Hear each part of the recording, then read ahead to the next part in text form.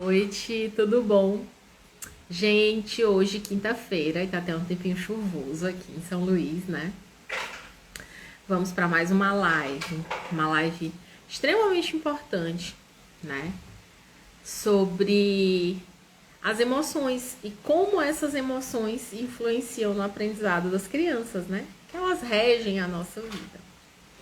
Para quem não me conhece, para quem é novo aqui, eu me chamo Valéria, sou neuropsicopedagoga, a neuropsicopedagoga da Crescer Aprendizagem. Sou psicomotricista também, né?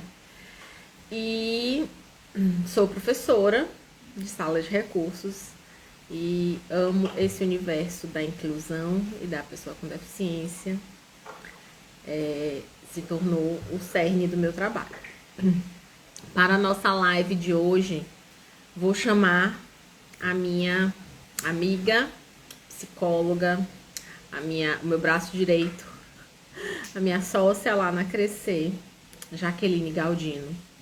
Jaqueline é a nossa psicóloga e é também psicopedagoga, mas eu vou deixá-la se apresentar para vocês. Ela já está aqui. Deixa eu adicioná-la.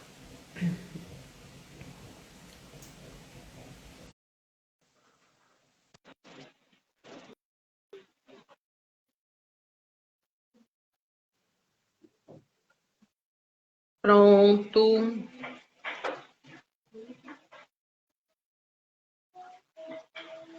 Luciana, Silmara já estão aqui.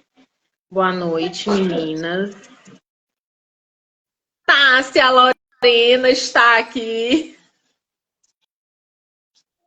Paloma.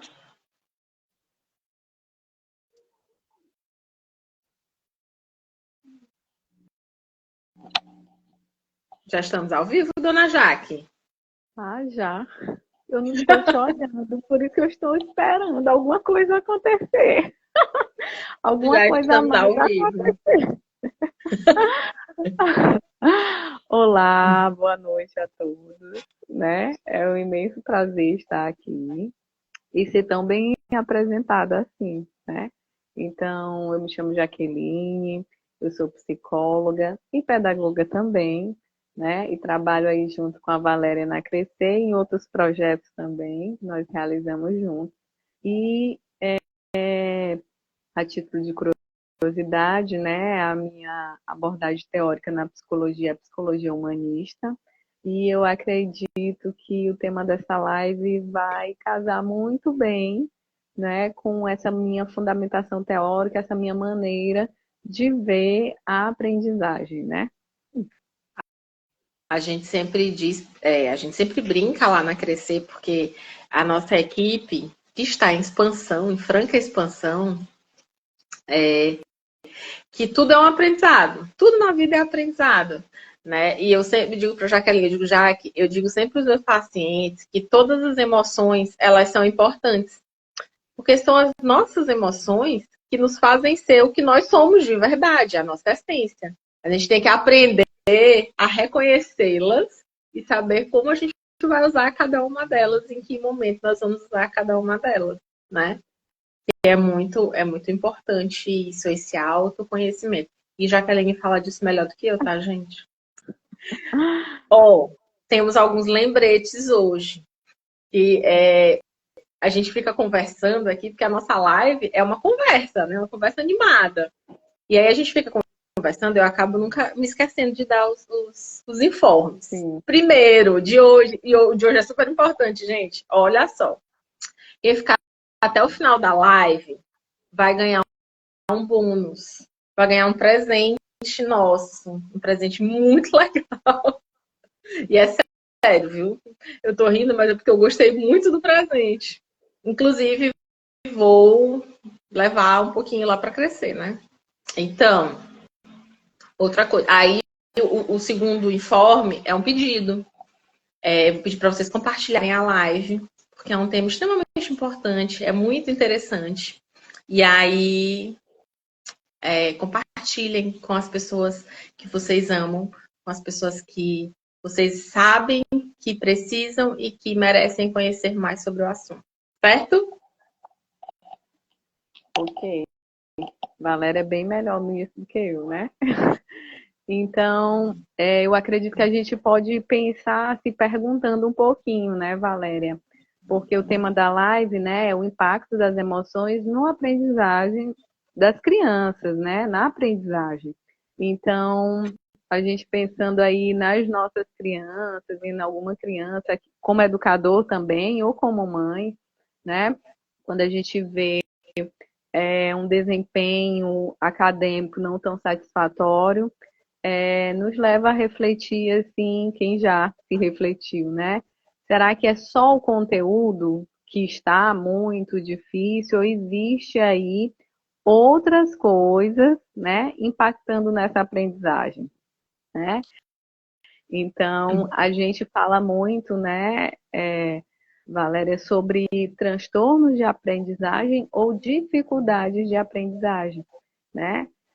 E aí, toda live a gente retoma que já existe um videozinho falando sobre essa diferença, mas é importante a gente retomar essa diferença, né? E quando a gente fala de emoções, a gente pode estar aí, né, diante de uma dificuldade de aprendizagem, porque é de conhecimento, é cientificamente provado, né, que o nosso cérebro aprende melhor quando estamos felizes, excitados, motivados pelo aquele assunto.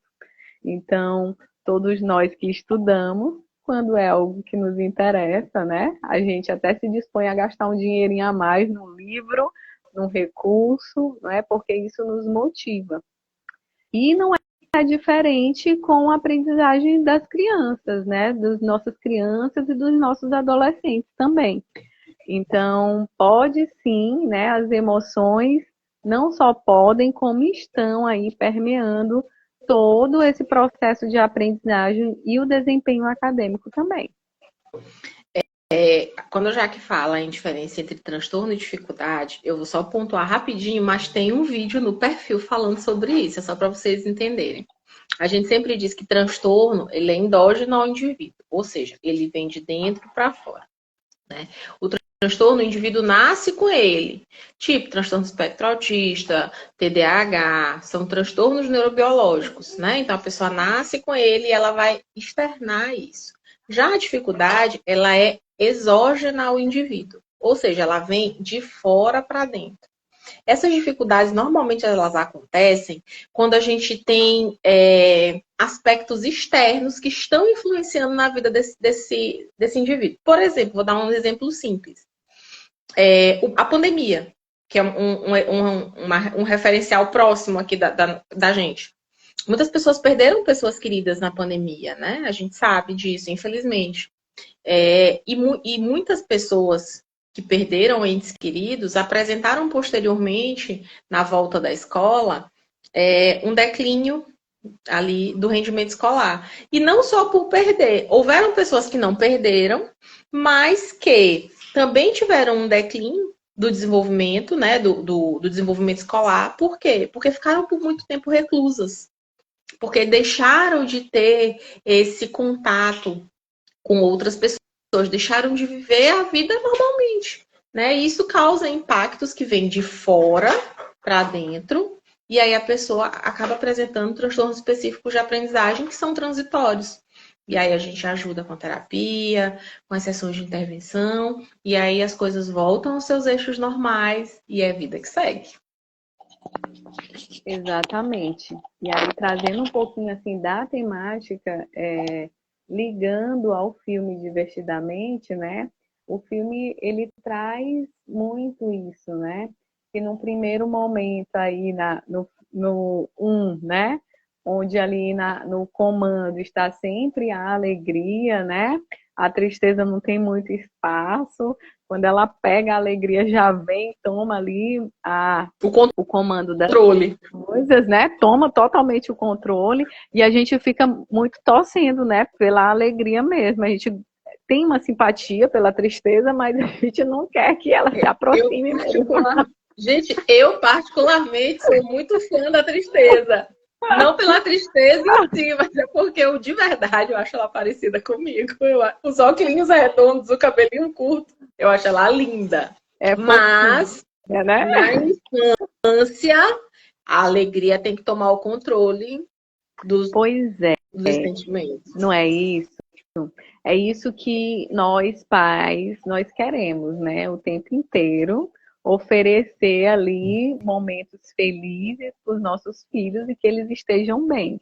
Então, os nossos filhos serem frustrados, por exemplo, na escola, não ganhar aquele prêmio ou não tirar aquela nota que ele gostaria de ter tirado, e isso também nos causa tristeza, né? Nós, enquanto pais.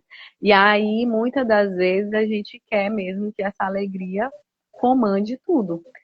E a gente, quando faz intervenções para, não fica assim não, não liga para essa nota, ou não liga para esse prêmio, o que é que você quer? Eu vou comprar para você, vamos tomar um sorvete. E aí você tira a possibilidade, né, da criança entrar em contato, sim, com aquele momento de tristeza, significar aquilo, né, para que possa sim haver reflexão, aprendizagem, porque o filme também nos remete a isso, né? Que os momentos em que a tristeza se apresenta, né, são momentos de crescimento também para a própria personagem. E a gente, enquanto adulto, a gente quer que os nossos filhos não passem por nada disso, né? E, na verdade, nós estamos errados, tá? O nosso papel é oferecer suporte, estar próximo, né? Dizer, olha, você não está sozinho, porque uma criança ou um adolescente, eles estão no processo de desenvolvimento e às vezes não tem todos os recursos. Aí a gente está falando sobre um cérebro ainda imaturo, né? Então, a gente tem sim que se mostrar disponível, mas reconhecer, né, aquele sentimento na nossa criança e fazê-lo reconhecer também. E aí é que entra um pouquinho do nosso trabalho, né, enquanto terapeuta, assim, na psicoeducação das emoções das crianças, para que elas não, vamos dizer, pule ou finjam que a tristeza não veio, que o medo não veio, mas que elas saibam sim reconhecer aquele sentimento, né, e se direcionar ali da melhor forma possível diante daquele episódio, daquela vivência e daquela experiência. É engraçado quando Jaqueline fala sobre esse reconhecimento, sobre reconhecer o que a gente sente e ressignificar o que a gente sente. A professora Camila Leon, ela fez uma live há um tempo atrás, acho que já tem um pouco mais de um ano, talvez. E foi uma live que me chamou muita atenção. Acho que já tem uns 2 anos que eu vi essa live. Ela falou assim, gente, os estudos já comprovam que ansiedade, estresse e sedentarismo causam no indivíduo sintomas exatamente iguais ao de TDAH.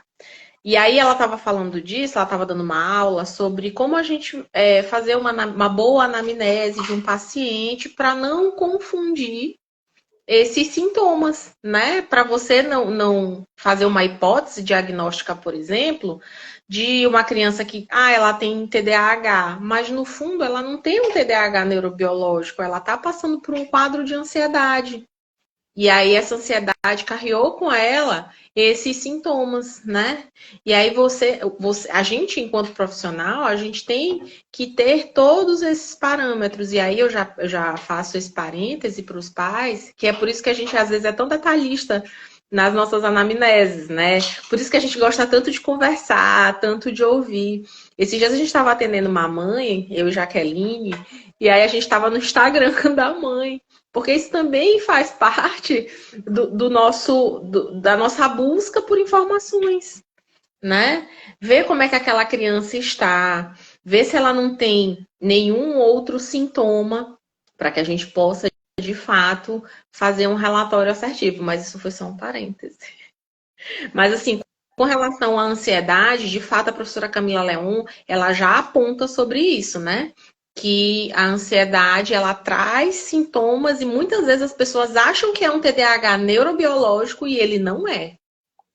Exatamente, porque emoções influenciam, né, na atenção, na memória, na motivação para aprender. Então, emoções têm sim impacto direto sobre a aprendizagem, né? E aí a gente tem que se colocar também que o cérebro da criança, ele aprende melhor quando ela se sente segura. Então, crianças em situação de violência, né, de chantagem, de vulnerabilidade, né, de um lar instável, elas não têm como se sentir seguras para aprender.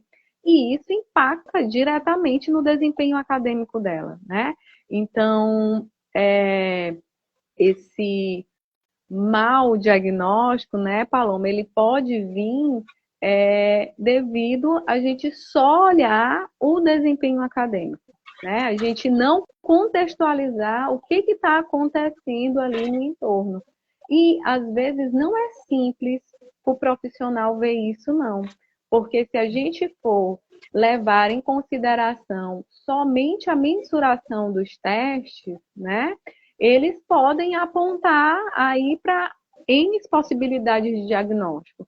Só que quando tu te aproxima, né, do contexto da família, e aí isso só quem pode trazer é a família, né? E é por isso que nós gostamos de escutar os diversos, né, personagens que estão aí compondo esse contexto familiar dessa criança. Por quê? Porque o pai, ele tem um olhar, a mãe tem um olhar, às vezes a avó que cuida, ela tem outro olhar, né, mais sensível.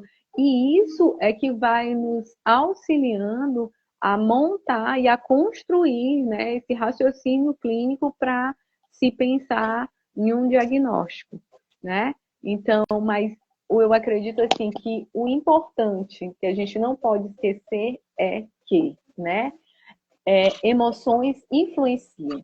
Se influenciam na atenção, vai influenciar no rendimento, né, acadêmico. Se influenciam na memória, pronto, vai também, porque tudo isso são pré-requisitos para a aprendizagem. Então, é preciso ter uma atenção, né, ali bem desenvolvida, que esteja, olha, 100%. É preciso desenvolver memória para poder reter aquele conteúdo, né, fazer links daquele novo conteúdo com outros conteúdos, né? Então, e acima de tudo, se sentir motivada para aprender, né? Que isso é uma coisa que vem de dentro, né? Às vezes diz assim, uma palestra motivacional. Gente, é muito difícil motivar alguém. Então, você tem ali que despertar, você tem que despertar algo que já existe naquela pessoa. Porque se não existir, não adianta palestra motivacional, né? Então, a gente vai perceber assim que medo, né, frustração, eles podem bloquear aí o aprendizagem da criança, né? Eu lembro aqui de um recorte do filme, né, onde a Riley, ela tem um baixo desempenho acadêmico diante da mudança, né, que vai acontecer na vida dela, e aí as notas dela não são muito Não, boas, né? não sobrevivem. Exatamente. E aí, o que é que retrata ali, né? É uma cabecinha, uma mente que está muito preocupada com as demandas da vida dela. E às vezes a gente minimiza, né, os problemas das crianças e dos adolescentes, porque a gente diz assim, não tem um boleto para pagar, né? Então, isso cria um distanciamento, né? Um distanciamento grande. Quem tem problema sou eu, que sou adulto, então o que é mais difícil eu faço, que é Ele só honrar. tem que estudar. Ele só tem que estudar. Pronto, Sabe? galera. É uma Falou. frase Mãe assim, raiz, mãe raiz. Só mãe tem. raiz. Não, mas ele só estuda. Gente, mas estudar, assim, estudar é um processo extremamente complexo. Estudar não é um ato mecânico. Estudar exige uma imensa gama de atividade, não só atividade cortical, não só atividade do cérebro, mas de atividade de um corpo inteiro. Porque a gente tem que usar a autorregulação de uma forma muito precisa. Como? Eu preciso estar bem em vários níveis para eu conseguir aprender. Sabe? Porque para eu aprender, eu preciso de uma concentração, eu preciso de uma atenção. Para eu estar atento, eu preciso que as minhas funções executivas estejam ok. Para que as minhas funções executivas, por exemplo, as funções executivas quentes, que são aquelas que têm a ver com as emoções, estejam ok, as minhas funções executivas de base também têm que estar ok, que é planejamento, organização, controle inibitório, memória de trabalho. Vocês estão vendo tanta coisa que precisa para a gente fazer o processo de aprendizagem? Então não é só o conteúdo em si, né, Valéria? Não é a dificuldade do conteúdo em si, né? E aí a gente vai ver assim que se você consegue aprender, né, o que seja, isso te dá parâmetros para aprender outras coisas também. Mas aí a gente vai levar tudo isso em consideração para essa aprendizagem. E, Valéria, a Paloma pontua assim, né? Quais são os danos de um mau diagnóstico? Eu não tinha visto o ponto de interrogação, Paloma. Mas, assim, os danos de um mau diagnóstico é toda uma intervenção torta. Porque se você faz um diagnóstico, se você faz um diagnóstico errado, você planeja o seu processo interventivo baseado num erro. Então, você não vai intervir nos processos que precisam de intervenção efetivamente. Né? Por exemplo, um exemplo simples. Uma criança com TDAH neurobiológico, que é o endógeno, e uma criança com sintomas de TDAH causado por transtorno de ansiedade generalizado, né? Que é o TAG. São tratamentos completamente diversos. Embora os dois precisem de foco em funções executivas, sim, mas muitas vezes o TDA neurobiológico é tratado com medicação. E o TAG, ele é tratado com psicoterapia. Né? Então, assim, muitas vezes o paciente vai para a medicação sem a necessidade desse fármaco, sendo que ele poderia resolver isso de uma forma muito mais leve, que é na psicoterapia. Entendeu? Então, assim, são dois extremos. E assim, colocando aqui um pouquinho que a Adriane Nobre, nossa psicóloga também da Crescer, viu, de adultos, ela coloca aqui que é a distância, né, pelo desmerecimento. Muitas das vezes a gente faz isso com as nossas crianças e os nossos adolescentes, né?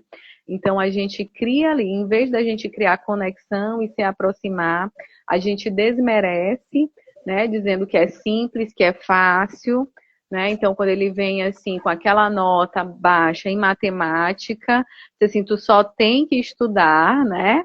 E aí tu ainda não consegue, então você não está fazendo por onde, estude mais, né? A gente cria aí esse distanciamento, que ao invés disso, né, é muito mais eficiente quando eu me aproximo, e eu consigo, pelo menos, me colocar numa posição reflexiva em pensar o que pode estar por trás dessa nota baixa em matemática, né? Sim. Será que existe ali um medo de errar, né? Porque muitas crianças, né, não se sentem seguras no ambiente da sala de aula, ou porque são constrangidos pelos colegas quando erram.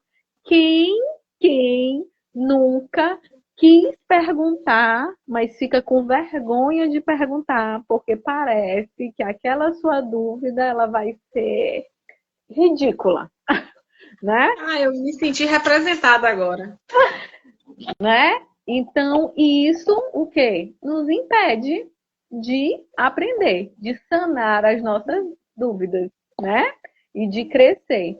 Então, para se haver aprendizagem, é preciso, antes de tudo, que esse ambiente seja seguro, que a pessoa que está ali, o aprendiz, se sinta acolhido e seguro naquele ambiente, diante daquele processo, né?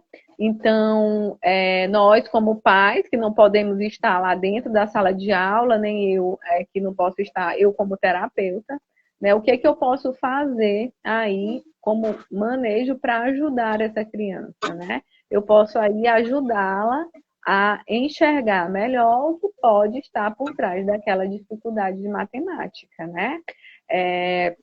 Será que é porque ela se sente frustrada, né? No filme Divertidamente tem aquelas crenças, no 2, né? Tem aquelas crenças equivocadas da Riley, né? Que onde ela começa a se desmerecer, né? E se ver.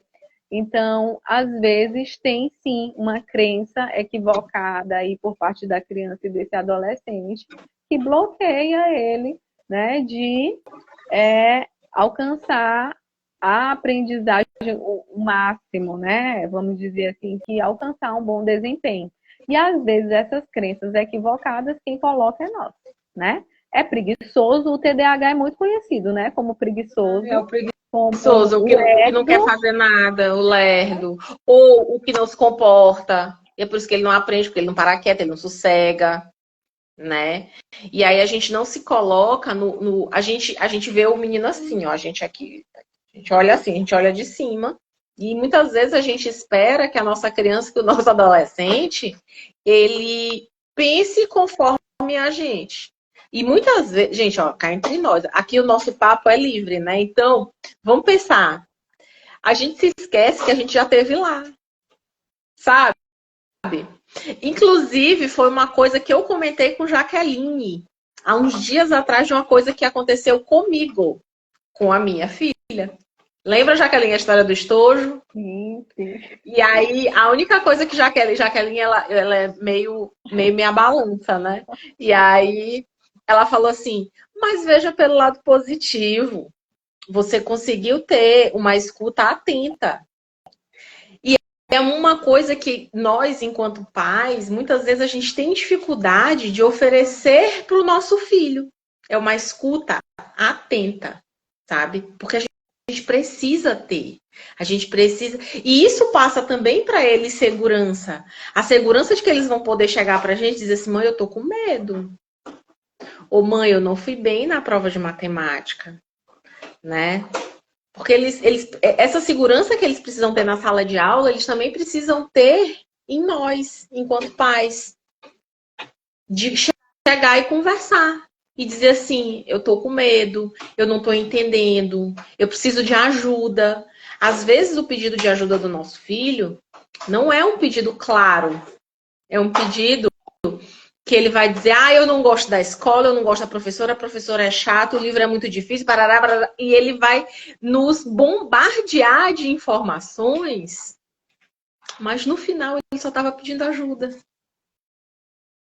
Pronto. É isso. E aí, diante disso, vem aqui essa pergunta, né, da Paloma: como fazer uma criança se abrir para o diálogo e para expor seus sentimentos, né? Primeiro é se aproximar, né? Porque quando eu fico de longe, eu julgo e eu já tenho a solução, eu me distancio, né? E esse se distanciar faz com que a criança não sinta ali em mim uma pessoa onde ela possa, né, encontrar um suporte para aquele momento difícil onde ela está vivendo. Então, antes de corrigir, a gente tem que se conectar. E se conectar não é fácil. Não é fácil, né? Se conectar, ele é construído. Ele é construído. E o que é que se percebe na clínica com adolescentes, né? É que quando essa conexão ela não acontece na infância, na adolescência, É mais você difícil. é muito difícil, porque é um momento, né, de grandes conexões com o grupo, e aí, se não existir essa conexão com você se volta, às vezes, para um grupo ou para pessoas que têm pensamentos bem desconexos do seu, o mais longe possível do que me lembra a minha mãe e o meu pai, é o que eu vou escolher para ser, sabe? Então, é preciso se construir. Conexão é construída, né? E é construída ali diante, por exemplo, da criança que vai amarrar o sapato e não consegue, e aí ela entra naquela crise, né? E ela se joga no chão, e aí quando eu digo assim, que é isso, que bobeira é essa, não precisa chorar, eu amarro para você, né? Eu não estou me conectando, né? E eu não estou dando para ela também a possibilidade de nomear o que ela está sentindo, né? E de encontrar em mim uma pessoa que pode ajudá-la nesse momento de grande turbulência. Então ela tá lá, eu disse, eita, eu sei, filho, é difícil mesmo. Você queria conseguir sozinho, né? Vamos ver, né, se eu consigo, se nós dois juntos conseguimos. Será que Mas eu posso te ajudar? Tem isso quando também, né? Da gente pedir para a criança e para o adolescente permissão para que ele. Gente, eu não estou dizendo aqui que a gente vai pedir para a criança e para o adolescente para fazer alguma coisa, não. É porque muitas vezes a gente diz assim, eu posso te ajudar? oferecer ajuda, né? Oferecer ajuda, deixa eu te Oferecer ajudar, vamos fazer ajuda. junto. E diante daquela nota difícil de matemática, nossa, eu já estudei matemática faz muito tempo, né? Esse conteúdo. Mas vamos ver se eu posso te ajudar nisso, né? Ou Será que então, um vídeo no YouTube, né? Então você está ali realmente interessado e preocupado, né? Quando você escuta com atenção. E também não precisa ter resposta para tudo. A gente, quando está conversando, né, com os nossos filhos, parece que a gente tem que dar resposta para tudo. Não precisa, não. Às vezes eles só querem ser escutados, né? Só muitas reclamar um vezes pouquinho é mesmo. isso. Até porque, se a gente parar para pensar, às vezes o menino tá ali com o tênis, ele se joga no chão porque ele não consegue amarrar e a gente tá olhando pro relógio, dizendo assim, meu Deus, eu vou me atrasar porque eu vou pegar o trânsito. Não, menino, vem aqui logo que eu vou amarrar esse sapato. A nossa vida corrida, porque a gente quer dar o melhor para eles, isso é fato, isso não está errado. A gente também atropela as coisas, né? A Adriane estava com a gente. E olha quem entrou. Quem entrou? Doutora Celine. Célia. Ô, Celine, que alegria te ver. Ela disse que o Jonas está concordando com tudo. Está adorando a live, né? Estamos dando, Então, estamos dando motivos. Há uns dias atrás, eu, Jaqueline e a Adriane assistimos uma palestra da Isabela Camargo, né? Aqui em São Luís. sim. E uma das coisas que mais me marcou na palestra dela foi assim, ela falou assim, tem gente que está acordando umas 4, 5 horas da manhã para ir para academia, achando que está fazendo uma coisa maravilhosa. Mas se não cabe no seu dia, não está te fazendo bem. Né? E aí a gente, para mim foi uma virada de chave, porque eu dei uma desacelerada. Dei uma desacelerada boa. Não Né? é incluir mais alguma coisa, né? É fazer Não, aquilo, né? Um momento, vamos dizer, dentro da agenda, não é estender as não horas é do dia estender a para aquilo agenda, caber, né? porque no fim a gente se vê ansioso por resultados, né? E a ansiedade, ela saiu até um estudo, esses 2 dias eu li em algum lugar, mas não me aprofundei na leitura, de fato, cresceu 2000% o atendimento de crianças com ansiedade. Os atendimentos, né? Eu não tenho certeza se foram no SUS, mas eu vou procurar essa informação. Né? E depois até faço um videozinho e deixo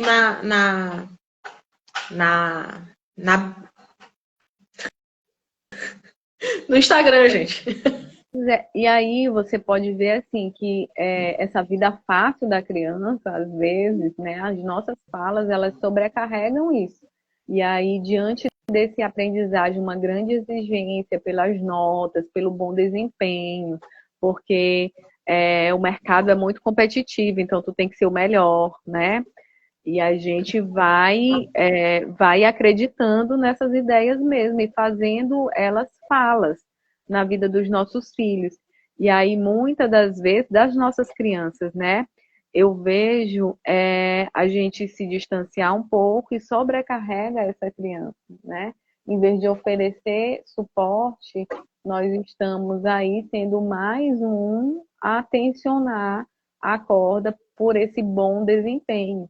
Então, eu vejo isso impactar diretamente, né, no encorajamento das crianças, porque criança é assim, elas querem fazer tudo. Então, são muito pequenininhas, mas elas querem ajudar, elas querem contribuir. E aí a gente diz, não, tu não sabe, não faz, quando quiser, ou quando souber fazer, não vai querer fazer, né? Mas como é que vai querer fazer quando souber? Porque é preciso os pequenos treinos, é preciso que ela se sinta encorajada. Então, se uma criança demonstra que ela quer aprender alguma coisa, pois com seu suporte você ofereça, né? A possibilidade dela de saber que ela consegue.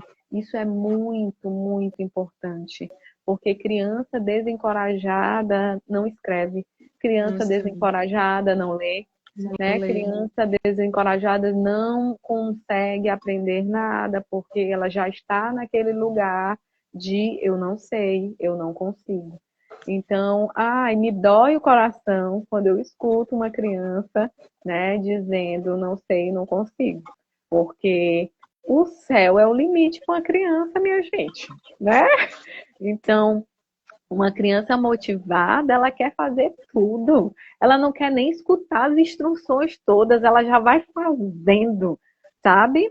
E aí a nossa hora de na terapia a gente, calma, vamos escutar as instruções para depois a gente fazer, né?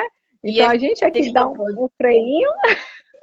E a gente não pode perder de vista que esses momentos onde elas estão ávidas por aprendizado são excelentes momentos para criar memórias afetivas positivas, né? Porque muitas vezes nos falta isso, né? Criar memórias, aí a gente diz assim, nossa, o tempo está passando tão rápido, né? A gente se habituou a dizer isso, a achar que o tempo está passando numa velocidade maior, mas não é o tempo que está passando, ele continua sendo o tempo como sempre foi.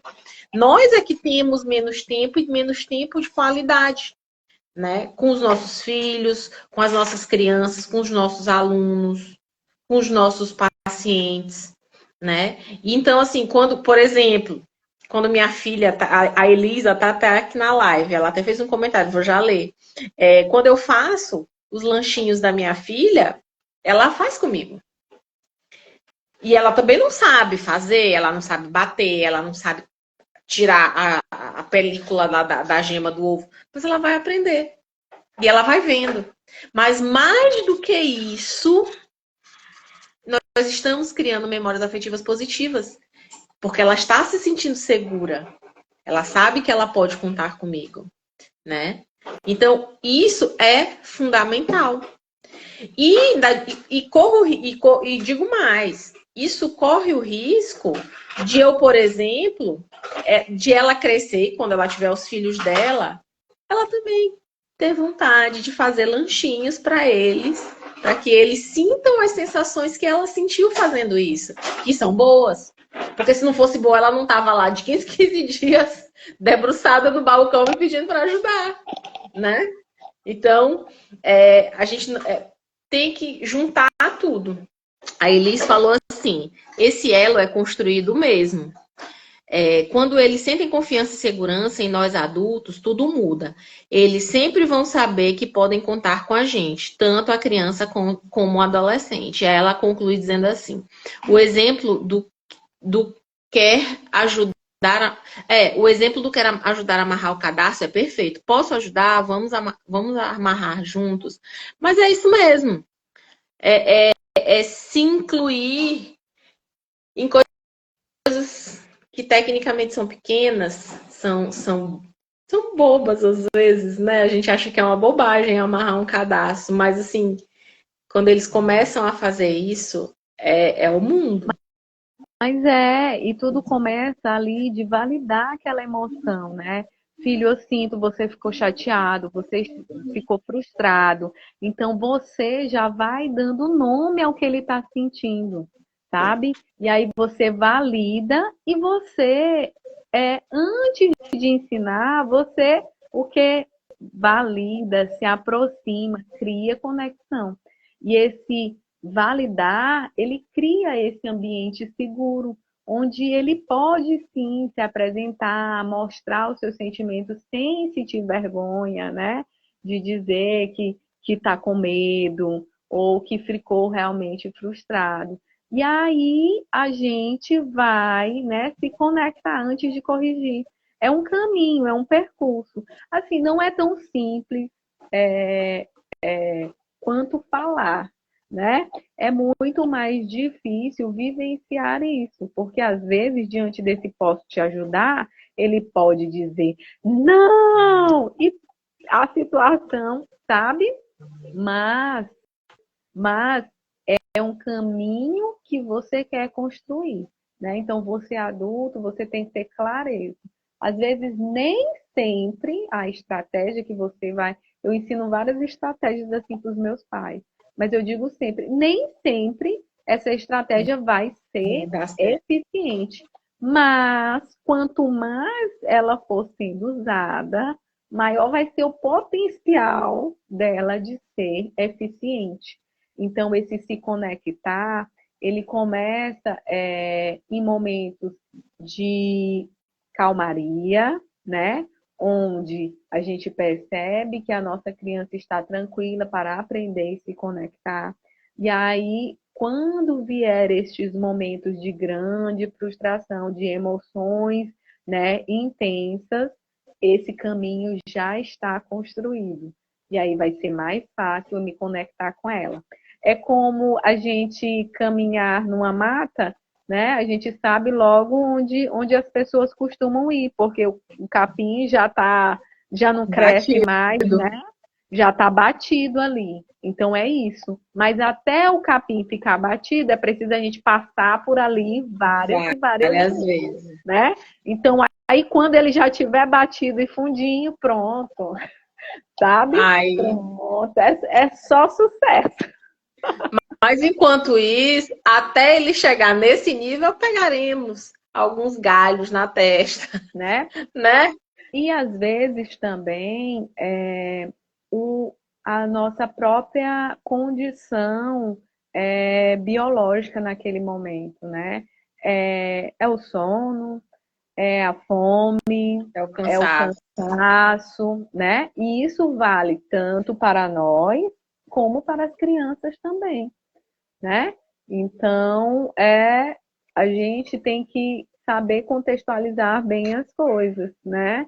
E não exigir tanto nem de nós, nem das nossas crianças. E aí é um percurso, né, que primeiro tem que começar em nós. Se a gente quer compreender e se conectar com alguém, primeiro a gente tem que se conectar com nós, né?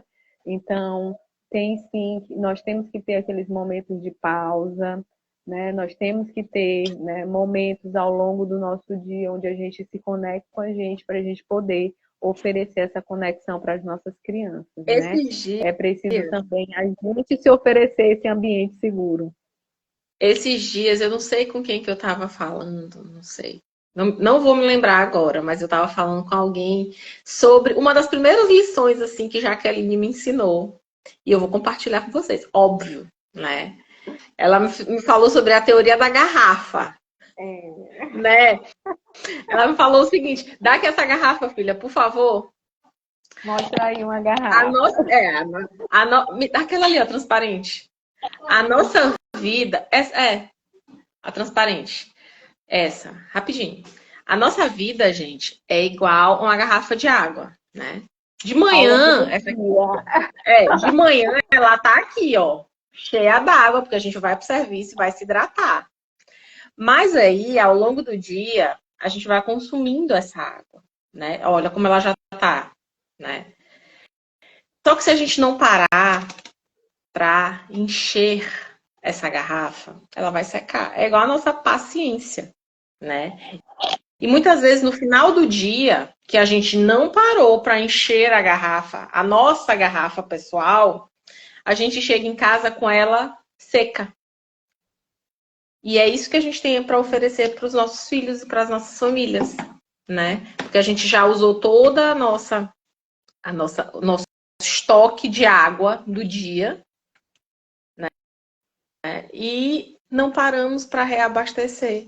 A gente precisa se conectar com a gente. Nós precisamos encontrar no nosso dia um espaço para fazer isso.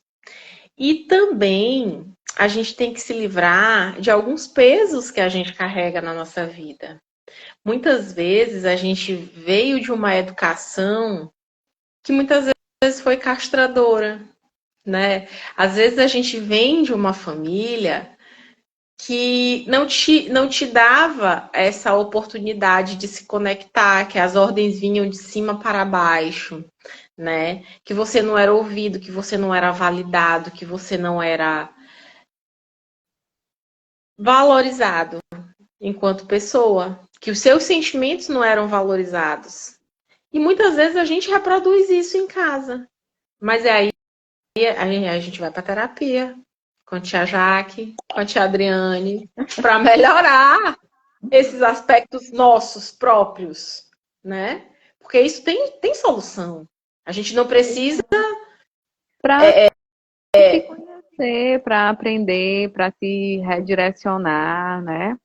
Então, e a primeira coisa que a gente tem que entender é os impactos da parentalidade dos nossos pais sobre o nosso, né? O nosso ser mãe, o nosso ser pai, né? Porque tem impactos. Então, a gente precisa reconhecer algumas coisas para que a gente seja, né, aquela pessoa que para ali um ciclo que não vale a pena ou que não fez bem, né, e retome outras estratégias. Agora, não se culpe demais, porque nós todos agimos assim segundo as estratégias que nós conhecemos. E aí, né, Val, a gente tem a educação parental, onde a gente oferece possibilidades não só de você reconhecer, né, os impactos do Da modo como parentalidade que você recebeu, teve, né, como a que você pratica. está oferecendo como estratégias diferentes, porque às vezes os pais só conhecem aquele modo, né?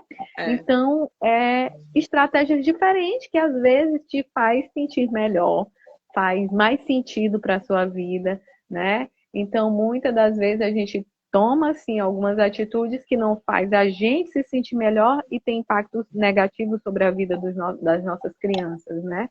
E a gente gostaria de agir diferente, mas a gente não tem recurso nem estratégia. Então, a parentalidade consciente, né? Ela é para isso, para que a gente pense e também para que a gente conheça, né, outras estratégias mais eficientes que fazem mais sentido para o nosso, né, a nossa maneira de pensar e de querer conduzir ali a nossa parentalidade. Voltando aqui, né, sobre a aprendizagem, né, eu queria até lançar assim uma pergunta, né, para quem estiver presente e quiser responder. Como assim você costuma lidar, né, ou com as notas baixas, ou com o desempenho acadêmico não tão bacana dos seus filhos? Será que existe aí uma conexão, ou existe aquela fala assim, você só precisa estudar, né? Porque eu acredito que é preciso a gente gerar reflexão para acontecer mudanças, né? Então, o ponto principal eu estou me conectando, né? Ou eu estou me distanciando ainda mais, invalidando, né? E aí fazendo com que crenças equivocadas sejam suscitadas aí naquele lugar de desencorajar, né? Aquela pessoa que tem tanto potencial, mas que escutou aquilo a vida inteira e aí se coloca lá para baixo. Então, às vezes, o nosso posicionamento de cobrar e de se colocar, em vez de potencializar, que é o que a gente quer, Que a gente né? quer. É o que a gente quer, só que a gente vai por vias que fazem o contrário, O contrário. né? Não é intencional, não, gente. Não é ter a intenção de, né? É não se permitir refletir sobre aquela prática. Então, eu acredito assim que o ponto principal da live é a gente pensar, né, que essas emoções aí elas permeiam sim a aprendizagem, que só acontece a aprendizagem se eu me sinto segura para aprender, né? Se eu me sinto motivado para aprender, né? Então é um ponto principal. Então ameaças, né, funcionam. Como é que com medo, porque uma ameaça ela vem de um medo, né? Como é que diante de um medo, vamos pensar aí, nós diante de uma situação de medo, se a gente consegue, né, A gente usar consegue aí produzir com medo? a razão para alguma coisa, né? Então, diante do medo, a gente pensa em fugir. Fugir de alguma maneira daquela situação, né? Ou E a então nos paralisa. depender, a pessoa trava. A depender da Paralisa. situação, ela paralisa, né? E ela fica. E aí, o, o, a situação, em vez de melhorar, ela acaba piorando. Porque ela não vai ver o baixo rendimento como ela vai ver o baixo rendimento como uma coisa extremamente negativa. E às vezes esse aluno ele passa um ano inteiro sofrendo com baixo rendimento. E aí quando a gente vai ver o que de fato aconteceu com esse aluno, aí vem uma cascata de prejuízos causados por uma parentalidade que muitas vezes não está adequada, né? Para aquela criança, para aquele adolescente. Exatamente.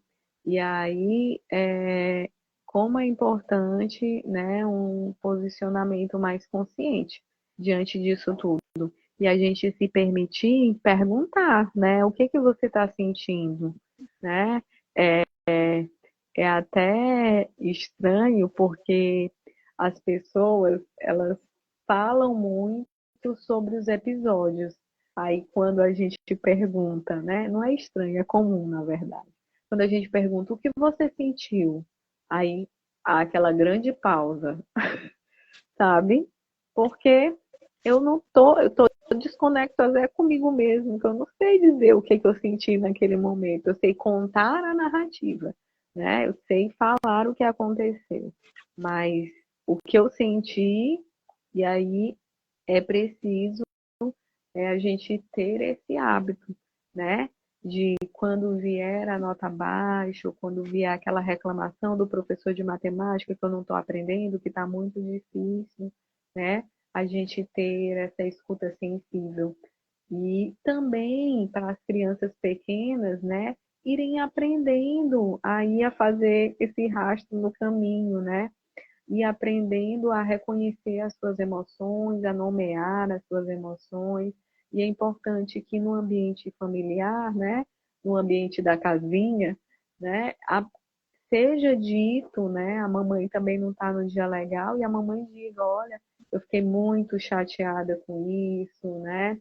Ou então ela diga, me senti muito feliz diante que não seja eu tenho medo, né, de então a gente também ir se posicionando, né, e fazendo com que os sentimentos eles sejam também vamos dizer dialogados e compartilhados no contexto familiar. E isso ajuda muito porque nos torna mais próximos também, porque nós estamos compartilhando não só acontecimentos, a gente está compartilhando o que eu senti de verdade, né? E aí nos ajuda a não sentir vergonha do que a gente sente, né? Todo sentimento é válido. Às vezes eu fico assim que os pais você não pode, né, sentir raiva. Não, a gente pode sim sentir raiva, né? A gente não pode alguns comportamentos. O sentir raiva, eu posso sentir, É né? sentir Eu raiva, posso sentir, reconhecer que eu estou com raiva e saber como eu vou lidar com essa raiva, né? né? Então, eu não digo assim, é muito feio, né? O sentir raiva. Não, não é isso não. É um sentimento que Então, faz parte da gente. e tem que ser validado. Eu entendo, olha, você sentir raiva porque fulano quebrou o seu brinquedo. Agora, vamos rever o comportamento, né?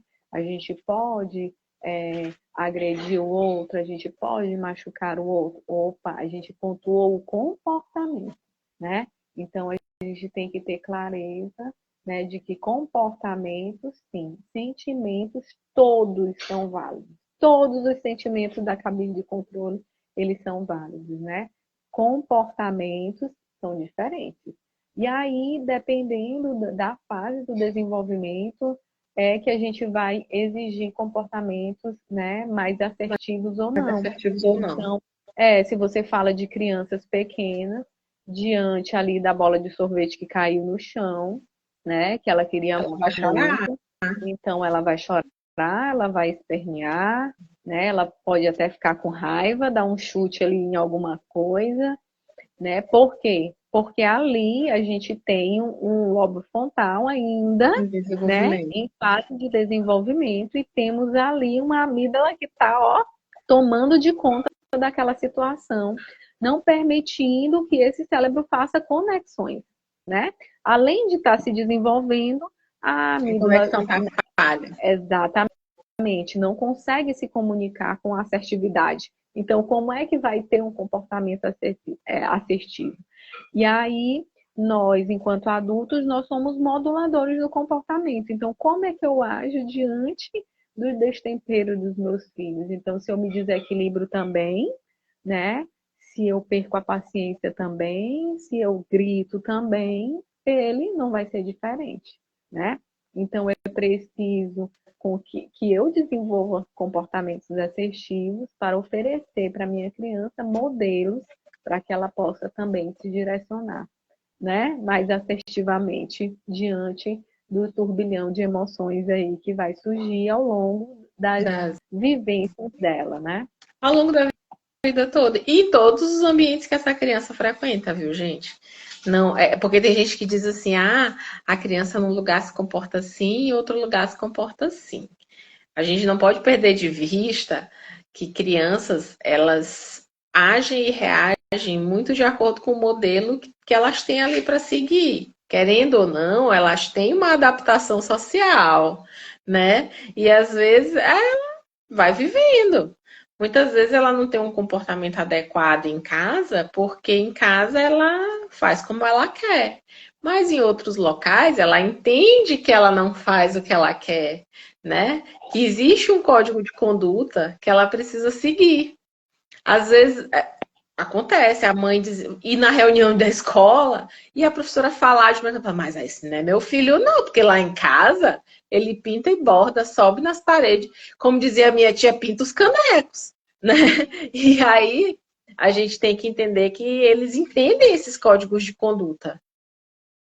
E em casa, por se sentir, né, num ambiente conhecido e já se saber como cada adulto vai reagir, é diferente mesmo, né? Mas o essencial é que quando a gente permite, né, conexão e aprendizagem, né, e as regras, ensinando os valores por trás das regras, porque eu digo que o essencial não é a regra, mas o valor que a regra carrega, né? Então, quando eu ensino o valor da regra e não só obedecer a minha pessoa de autoridade, mas o valor que aquela regra tem, a criança consegue se mostrar em todos os contextos com aquele valor consolidado. Por exemplo, vamos dizer, não bater no colega, né? Então, o valor por trás do não pode bater, né? eu respeito a pessoa, porque o corpo dela é importante e especial, eu não posso gerar dor em ninguém. E ninguém também pode gerar dor em mim. Então, ele não vai ser aquela criança que, quando ninguém está olhando, ele machuca o colega, né? Por quê? Porque ele não obedece à pessoa de autoridade, mas ele tem aquele valor, né, instalado. Então, como a criança se comporta aí nesses ambientes sociais, vai falar muito sobre como é transmitido as regras, os valores, os limites, né? Como ela se sente também à vontade naquele ambiente para ser ela, extravasar um pouco mais, ou se ela é uma criança é, que não se sente segura, desencorajada, então provavelmente ela vai ficar ali no cantinho com medo de que alguém possa brigar porque ela se levantou, porque ela pulou, né? Não é que elas fiquem pensando nisso o tempo inteiro, né? Mas nós conduzimos os nossos comportamentos pelas experiências que tivemos, né? Então, criança muito quietinha é preocupante, né? Crianças muito ao extremo também são São preocupantes, preocupantes. porque é, porque você não pode ter, né? Você tem que encontrar aí esse equilíbrio. Não é que ele vai ser o tempo inteiro, né? Mas é preciso a gente ter um olhar atento para o que é comportamento infantil saudável, né? E o que não se encaixa com isso. Pode estar aí vindo diante de um medo, de uma ansiedade, de algo que realmente a paralisa ou traz prejuízos em alguma esfera, né? Pronto. Queridos, eu quero dizer para vocês que, conforme prometido, o brinde já tá lá no Instagram, tá? Vocês mandem mensagem, curtam lá a publicação, por gentileza. É um brinde maravilhoso. Eu tenho certeza que vocês vão usar muito. É só pedir no direct que vocês vão receber, tá? Automático, O para brinde é baixar. surpresa ou tu vai falar o que é o brinde? Não sei, Jaqueline, o que tu acha? Seria interessante falar, né? Gente, o brinde é um jogo da memória do Divertidamente, tá? Exclusivo. E aí eu já trago aqui variações de como pode ser usado o brinde, tá? É jogo da memória, beleza. Mas também pode ser, é, você pode fazer aí conexões e gerar proximidade com a sua criança, fazendo ela identificar, por exemplo, em situações do dia a dia, quando aquele sentimento está presente, né? E aí, para isso, eu trouxe até um aqui que eu tenho aqui em casa, ó, que é esse aqui, é do Divertidamente também, sabe? E tem os personagens, né, na roletinha, que você pode usar com os personagens do seu jogo da memória, e aí vocês juntos vão elaborar situações do dia a dia, onde, por exemplo, a raiva possa acontecer. Pode a criança, né, falar uma situação. Ah, vamos falar aqui uma situação nessa semana que a raiva apareceu, se ela tirou a raiva, né? Vocês podem colocar lá. Ou que a alegria apareceu. Então, vocês podem também brincar para fazer. Ah, faz aí uma cara de alegria, faz uma cara de zangado, de raiva, né? De tristeza, como é. Então, são variações aí para vocês estarem brincando, né? Com suas crianças, se conectando. Tempo de Mais importante, qualidade, tempo de tempo de qualidade. qualidade, divertido, conexão, proximidade. tudo isso para que as nossas crianças possam se sentir mais seguras, acolhidas e possam aí desenvolver todo o seu potencial, né? São maneiras diferentes de fazer uso aí do nosso brinde. Então, eu acredito que valeu super a pena ficar até o fim da live para ganhar o brinde. Pois é. A Elis colocou, olha o que a Elis colocou, Jaque. Gente, vocês brilharam muito, eu amei, Jaqueline e Valéria. Ambas falas e participações muito importantes. Vocês são essenciais na vida da gente. Obrigado. Olha aí, tá vendo, gente? Só gente que encoraja pessoas. Amei, tá vendo como é bom, né? E assim, quanto mais a gente pratica, eles falas como essa, com as nossas crianças, com os nossos adolescentes, mais eles se sentem empoderados, né? Para desenvolver todo o seu potencial, para brilhar, sabe? Aquela forcinha que você pode dar, é nisso aí. Então, são falas como essa. Eu fico muito feliz porque a gente já percebe que as estratégias que a gente ensina, olha aí, você já tem. A gente só precisa otimizar. Às vezes a gente só precisa dizer, ei, sabe estratégia tal? Aí a gente se dá conta de que, nossa, eu já sei isso, eu já uso isso, mas eu nem sabia que era isso e que a finalidade era essa. E fazer com intencionalidade é incrível. Ele está dizendo aqui que Valéria sabe que meu gatinho tem 11 anos e é autista. É muito amor, obrigada por vocês existirem. Gente, e aí, esses meninos, eles são, assim, maravilhosos, né? Eu tenho um santinho autista não verbal, né? E agora ele tá aprendendo a lidar com os sentimentos. E aí, outro dia, ele não queria fazer as atividades dele. Não queria, dava muito chateado. Eu não sei. Na verdade, ele não estava chateado. Ele só não queria fazer as atividades que eu tinha separado para ele fazer. E eu sempre uso os bonequinhos do Divertidamente que a gente tem lá na Crescer, né? Eles estão sempre por ali, por perto. E aí, o que que ele fez? Ele decidiu que não ia fazer a atividade dele, pegou a folha e amassou. Eu falei, não, tudo bem, não tem nenhum problema. Eu tenho outra. Peguei outra folha e dei pra ele. E aí ele pegou o bonequinho do Raiva e ficou me mostrando o bonequinho do Raiva. E assim, pra mim foi muito importante. É um recado melhor que esse. Como terapeuta, foi muito importante isso pra mim. Porque ele me mostrou com clareza que ele estava chateado comigo. Porque eu estava querendo que ele fizesse uma coisa que ele não queria, né? Então, ele consegue já nomear essas sensações, esses sentimentos que ele já sente. Ele já consegue distinguir, né? Ele consegue distinguir quando ele está chateado, quando ele está triste, né?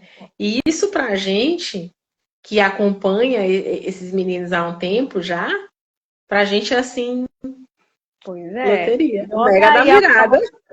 E olha a potência do joguinho da memória, não é? Então, ter esses cardzinhos para tornar mesmo esse falar sobre sentimentos uma coisa cotidiana, né? Olha aí, tá com tudo. Valeu a pena, valeu demais, gente. Mas assim, o, vamos dizer assim, o grande recado, né? É que o aprendizado infantil, ele não acontece isolado das emoções, né? As emoções, elas fazem parte da aprendizagem, né? Então, permeiam aí todo o processo de aprendizagem. É preciso olhar sensível, né? É preciso validar sentimentos, é preciso conexão, né? Tudo isso é preciso. Junto, né, com se os prejuízos forem persistentes, se forem, vamos dizer, grandes, é preciso buscar ajuda profissional, né? Buscar uma intervenção. Às vezes a intervenção ela vem antes do diagnóstico, tá? A gente começa fazendo as intervenções e aí se tem esse olhar, vamos pensar aqui na possibilidade desse diagnóstico de fazer uma avaliação, mas é preciso sempre olhar atento, né? Olhar atento, porque infância não tem futuro, né? Assim, infância é hoje, é agora. E a gente não pode perder a oportunidade de oferecer a intervenção o quanto antes. Porque quando a gente fala, né, em neurodesenvolvimento, o quanto antes, quanto mais cedo as intervenções começarem, maior vai ser, né, o potencial dessa intervenção, né? E a gente Então, interrompe a cascata de prejuízo, né? exatamente. E o potencial, assim, que uma intervenção precoce, ela oferece. Então, se for uma intervenção tardia, eu posso ter isso aqui. Mas uma intervenção precoce, porque nós estamos falando ali, né, da plasticidade cerebral, nós estamos falando do momento ímpar na vida, né, que é a infância. É por isso que eu digo assim, não tem futuro, é porque tem que, é aqui e agora, né? Se passou aqui, já tudo, toda intervenção fica mais difícil, Difícil e né? demorada. Os resultados acontecem há muito, o prazo é muito maior, muito mais extenso para a gente começar a ver Exato, resultado. exato. Não é só difícil, né? Porque quando a gente fala de terapias, todo mundo quer o resultado assim, né?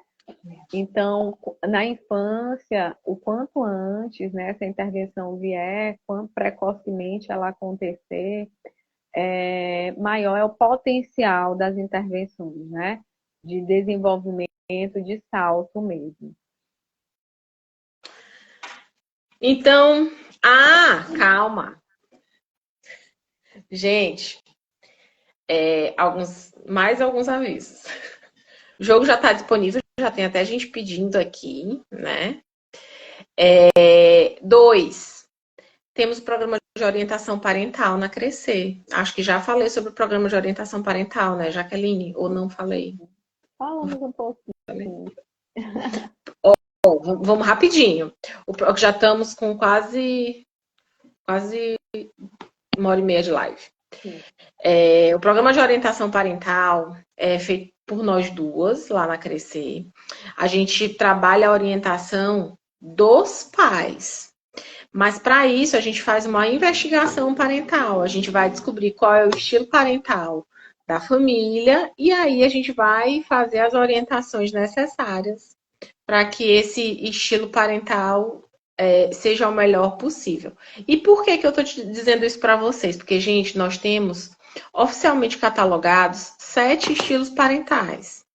Mas desses 7, minha gente, só 2 são positivos. Então, onde é que cabe mais gente? Nos negativos, né? Então, tem mais gente lá. Então, assim, dentro dos negativos e dos positivos, a gente vai ver onde é que a família se encontra, né? E aí a gente ajuda a fazer essa migração para um estilo parental positivo, né? E aí vocês vão ver, de fato, uma melhoria e uma mudança familiar. Né? É isso que a gente preza, porque era uma coisa que a gente sempre discutia lá na Crescer. A gente sempre teve a consciência de que nós não tratamos pacientes, nós tratamos famílias. Porque tudo, seja transtorno, ou seja, dificuldade endógeno ou exógeno, mexe com a família como um todo. Então, se a gente vai ajudar, a gente não ajuda um paciente, a gente ajuda uma família inteira a se reorganizar.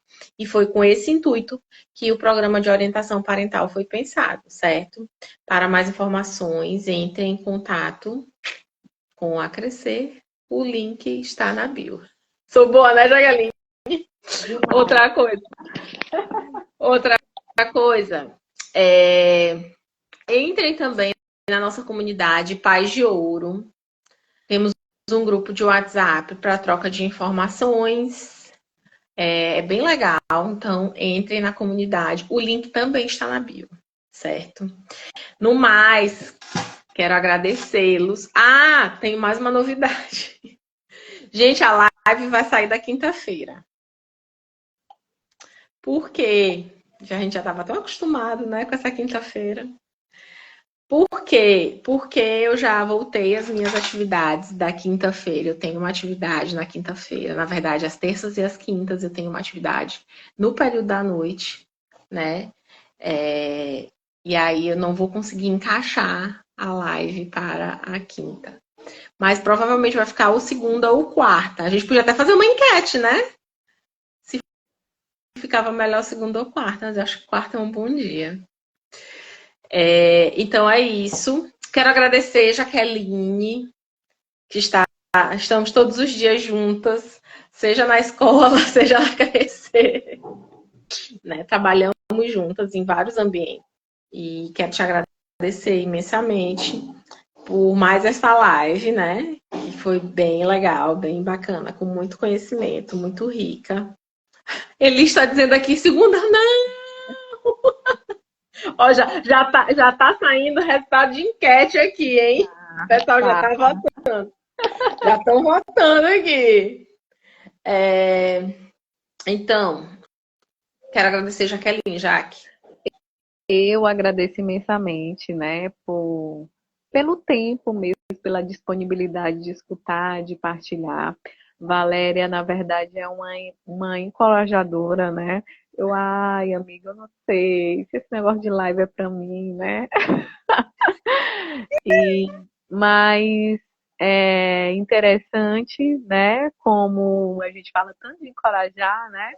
E aí, quando a gente vê pessoas que encorajam a gente a fazer, e hoje aqui, né, um convite a vocês também serem pessoas que encorajam, né, encorajem aí sua criança e seu adolescente, porque quando uma pessoa encorajada, ela mostra, né, o seu potencial, descobre aí talentos, e eu estou muito feliz por ter sido encorajada, né, a participar da live, por estar vivendo essa troca com vocês aqui hoje, tá certo? Então, o recadinho final da live é, né, que emoções estão aí permeando tudo, não vamos, né, fazer vista grossa diante disso, vamos colocar aí na pauta da nossa família, das nossas conversas, esse o que você está sentindo, sabe? Faz muita diferença e gera proximidade. Faz muita diferença. E, para finalizar, eu quero dizer para vocês que quando a gente fala de verdade, quando a gente naturaliza o falar das emoções, fica fácil. Fica fácil. E eu vou dizer isso para vocês porque eu conheço muito bem isso. Vou compartilhar só esse detalhe. Eu venho de uma família que não compartilha emoções. Na minha família é muito difícil falar eu te amo, eu sinto sua falta.